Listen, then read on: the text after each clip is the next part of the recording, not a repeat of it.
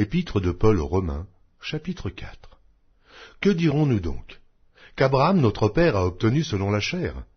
Si Abraham a été justifié par les œuvres, il a sujet de se glorifier, mais non devant Dieu. Car que dit l'Écriture? Abraham crut à Dieu, et cela lui fut imputé à justice. Or, à celui qui fait une œuvre, le salaire est imputé, non comme une grâce, mais comme une chose due. Et à celui qui ne fait point d'œuvre, mais qui croit en celui qui justifie l'impie, sa foi lui est imputée à justice. De même, David exprime le bonheur de l'homme à qui Dieu impute la justice sans les œuvres. Heureux ceux dont les iniquités sont pardonnées et dont les péchés sont couverts. Heureux l'homme à qui le Seigneur n'impute pas son péché. Ce bonheur n'est-il que pour les circoncis, ou est-il également pour les incirconcis? Car nous disons que la foi fut imputée à justice à Abraham. Comment donc lui fut-elle imputée? Était-ce après ou avant sa circoncision? Il n'était pas encore circoncis, il était incirconcis.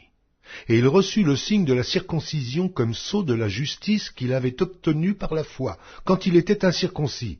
Et il reçut le signe de la circoncision comme sceau de la justice, qu'il avait obtenu par la foi quand il était incirconcis, afin d'être le père de tous les incirconcis qui croient pour que la justice leur fût aussi imputée. Et le père des circoncis, qui ne sont pas seulement circoncis, mais encore qui marchent sur les traces de la foi de notre père Abraham quand il était incirconcis.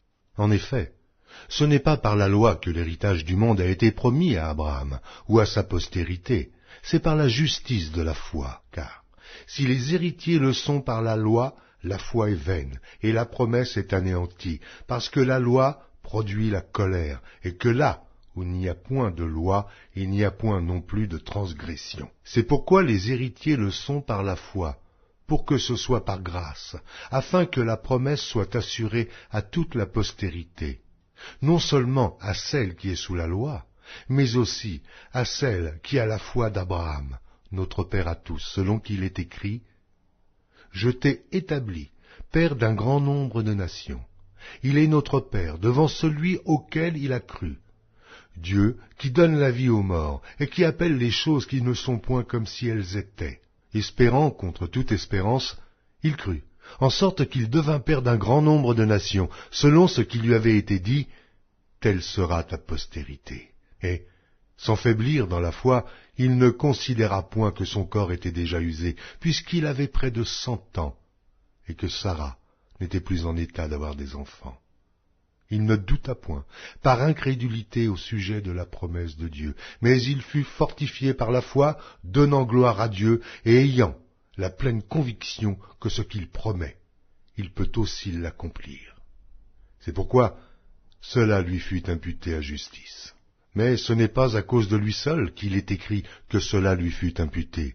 C'est encore à cause de nous, à qui cela sera imputé, à nous, qui croyons en celui qui a ressuscité des morts, Jésus notre Seigneur, lequel a été livré pour nos offenses, et est ressuscité pour notre justification.